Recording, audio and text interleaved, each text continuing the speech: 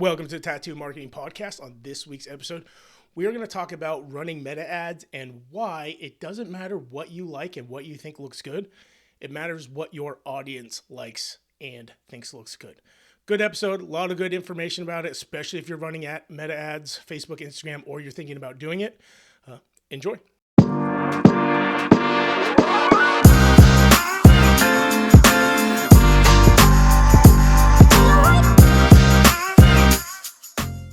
All right, guys, so I want to talk about running ads, and one of the things that we see a lot with Instagram ads, with Facebook ads, stuff like that, that causes ads not to work quite as well or sometimes horribly. And that is when you are creating an ad, making it look like you think it should look. Like you want to be artsy, and we see this all the time, is shop owners taking all these time to create these absolutely beautiful ads, and then they don't convert, and they're confused, and they try it again. One of the biggest lessons I learned in marketing, I've been doing this for quite a while now, I've built some very successful businesses, is that, and all mostly on the back of meta advertising, Google advertising, stuff like that. Like, we do what we preach. And that's how I've built Inklink for the most part as well. And that is, the problem is making ads and creating things that you like and not looking at the data of what your actual customers like. Because a lot of the time, there's a huge difference. And I'll give you an example. Like, normally when we go to websites of tattoo shops, a lot of the times they are darker colors because that's just what tattoo shops like.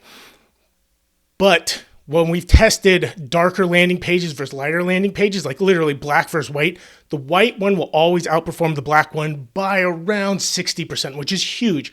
And that's just changing the background of a landing page. Now, there's obviously actual artists and their target audience are two separate kinds of people. Usually people that get tattooed, the average person is not a tattoo artist. Another example that I like to use is when we run our ads for tattoo shop owners, black works, not white, by a huge, huge margin. So thinking what you're creating is the best version of an ad isn't usually true. The best thing you can do is actually split test stuff. And I would recommend doing a few different versions of an ad, anything you're going to create. And if you've been running ads long enough, you should have some what we call KPIs, which are key performance indicators, which are telling you what a click costs, how much a lead costs, how many impressions did you get for that, stuff like that. If you've been running ads for at least a few months, a few years, you should go back, and Meta will give you a decent amount of data on what is converting the best. And you can even print out reports. So highly recommend doing that. But look at your best performing ads, take those, and then make some changes to it so it's not the exact same ad, but change one background color to white, one background color to black. Make something that you have never made before that doesn't look like an ad. There's been a lot of studies lately on things called ugly ads. They're essentially ads that don't look like ads, and they will typically outperform a pretty clean looking ad 100% of the time, almost every time we have tested it. One of the things we see a lot of is tattoo shops spending all this money to get a video person to come in, edit this absolutely beautiful looking video. The first 30 seconds of the ad is showing the outside of the shop, people in the shop. Like, by that time, you've already lost them. You have like 2 seconds. Actually, I think it's 3 seconds these days to catch somebody's attention. And if you don't have it, if you're not showing what they want, they move to the next thing. In our testing, images actually at this point work better than any videos, even videos that immediately go into people getting tattooed. But it comes back to not doing just what you think is the best ad. It's doing what the data says that you should do. That's how to make great performing ads after you've been doing this for a while. And split test. Never run one ad at once. Now, things will change in the algorithm, but right now, as long as you're spending about $15 a day in ads, you should be running at least 3 ads per campaign, per ad set. That is the ideal number at this moment. If it's less than $7 a day, at least be testing 2. Anything more than that, the first thing you're going to do is you're going to spread your budget so thin, it's going to take so long to see any kind of result, what's winning, what's not winning. If you're spending $7 a day and you got 5 ads, Facebook is going to automatically start to test those, but it's going to take a very long time. First, if you have two, it'll just go in between those. Take the winner, remove the loser, and make a new copy of the winner that is a variant of it, different colors, different images, stuff like that, and put it back on there. Let's see which one wins. That's how you get to your best performing ads. It's not running one ad for 6 months or 3 months or boosting a post and seeing what works. It is split testing, and then it is learning what your audience likes, not what you like. And I can tell you from all the shops we've worked with and all the ads we've run, typically when we run an ad, the shop owner thinks it's not the best looking ad to them. And we'll usually, if they want to run an ad, we will split test it with ours. I have yet to have a tattoo shop owner's ad beat out one of ours, even though the shop owner does not think it looks how they want it to look. And this is a lesson I learned very, very early in marketing when I had my first e-com business. We sold powerlifting gear and strongman gear, lifting wraps, straps, belts. And I built that basically on the back of Facebook ads. And this was about 10 years ago. But I spent a lot of time, a lot of money, hired professional camera people, got actual models to come in and make these really, really professional looking ads, to have it beat out by something I put on Canva and made in 10 minutes. So it's not necessarily, or usually not, the ads that look the most pristine, that look the clearest, because you got to think about your target audience. Now, if we were selling a Rolls Royce, if we were selling, first class seats or a private jet or some really expensive item or experience, yeah, it's got to look good because your target audience is that rich, expecting profession kind of person. We are going after people who want tattoos. And even at the higher end, when you're spending $3,000-$4,000 on a tattoo, most people are not going to react to that thing that looks like an ad that they are going to click on.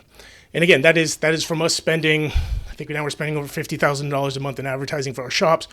We're always split testing. We spend over $1 million on Shops for Ads in advertising. So split testing is key. Another thing you can do, and I want to put an asterisk on this, do not steal somebody else's ad. Do not steal somebody else's content. That is a dick thing to do. And if that is your play, eventually it will come back to bite you in the ass because when it stops working, you don't know where to go from there. But there's a thing called the Facebook ads library. You can go in that and it will show you any active ad that a page is running. There's some, I think, legal thing where they have to actually show it, freedom of information or something like that. But look up the shops that are doing the best in your area, in your state, in the country, and see what ads they're running. And typically, you're going to want to look at the ads that have been running the longest because those are working. At least hopefully they're working and they haven't just been left on. But that will start to give you some ideas of the stuff that's working. And make something that looks kind of like that. Kind of get ideas from it. Again, please don't go out and steal somebody's stuff. That's not why I'm telling you guys this. But it can be an extremely, extremely helpful tool to see what's working, what's not working, color schemes, stuff like that. But take that with a grain of salt, because there's also a lot of shops that run ads and they don't have their conversion metrics set up correctly and they have no clue if it's working or not, and they just leave the ad on for a year. So pros and cons of that. And what is working is going to change all the time. So like right now, a lot of people are running video ads. What we've noticed is a still image works the best. It beats out carousels by over 200, I think it was 231%. Still image beats out a carousel. And because all we're trying to do, like the entire point of that image on that ad is just to get somebody to stop scrolling. That is the entire point. It is not to tell your life story. It's not to give somebody all this information. It is to get them to stop. One of the most genius advertising campaigns that I have ever seen was for the Fire Festival. And if you haven't watched that documentary on Netflix, go watch it. Essentially, this guy decided he was going to put on this huge music festival on an island, turned to shit. But they had so many fucking people show up because of how good their advertising was. And all it was an orange square. There was no writing on it. There was nothing like that, but it got people to stop because it was so like out of the ordinary. Like you don't just see a bright orange square when you're scrolling through. That'll make you stop. And that's what they did. It was genius. Now, I'm not saying make an orange square. give people some information, or at least some images of the tattoos you do, stuff like that. For right now, what works the best for us is showing 3 or 4 different tattoos that are done and taking pictures in good light. Haven't already had healing cream or Vaseline or whatever you guys are using put on it, A&D ointment, because that will make them reflect light and then they do not look good. So before you put that on, take those pictures. The one videos that we have seen work fairly well, again, not as good as a static image, but is the reveal when you're wiping away stuff off the tattoo and it reveals the tattoo. That does work fairly well. Still not as good as a static image, but again, that is going to change. What I've always seen, what's always worked the best for us is doing the opposite of what other people are doing. Because usually by the time me or you or somebody jumps on the bandwagon, it's already been played out. Most people are doing it. It's very rare you're going to catch that creative curve on its way up. You usually can catch a peak or on the way down. And unless you have ungodly amounts of money to spend on split testing stuff, you're probably not going to be the person that comes up with that new trend. So that is what I would recommend doing. And for creating ads, if you're not sure what to say, ask ChatGPT. It is phenomenal. Have it tell you or tell it who it is. Tell it it's a social media manager that is an expert in copywriting. And then you are creating an ad. Your target audience is people who want to get tattoos that are 35 to 45 years old. This is the style. If you're doing a specific style or it's for a shop, just tell me you do a variety of custom tattoo work, and to give you a description and headline for Facebook, or give you 5 and you pick the best one you want. But it does a pretty darn good job of creating the actual copy, the words that go onto the ad. So use ChatGPT for that if you can't think of anything. We see a lot of ads from artists and shop owners that don't really catch attention, that are very bland, that don't work super well. And then after that, to create the actual ad, typically we just use Canva. It's a free tool. It is super easy to use. We've been using it, and I've personally been using it for as long as I can remember, as long as I've been creating ads.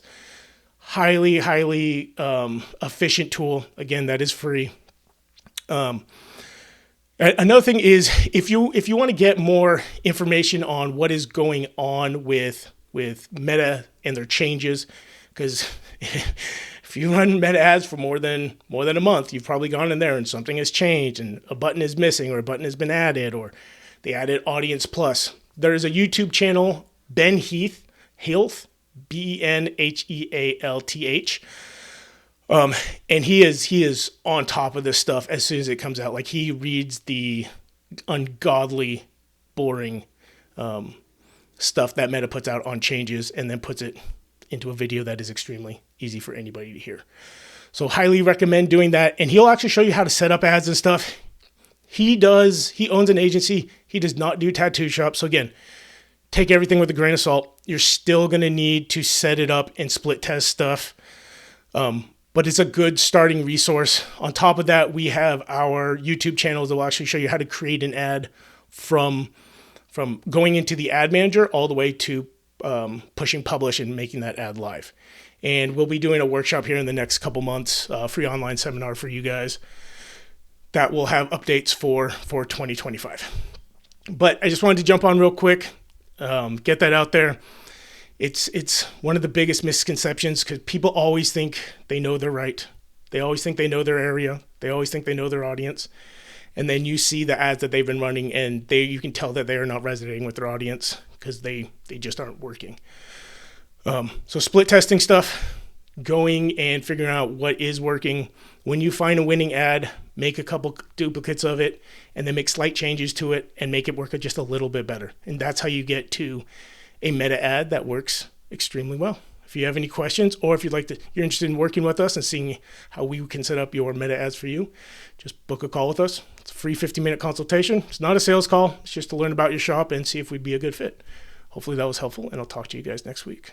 If you could do us a giant favor and leave us a review on whatever platform you are listening to this on, it's absolutely huge for us and also helps other artists and shop owners find this podcast. We really appreciate it. Enjoy.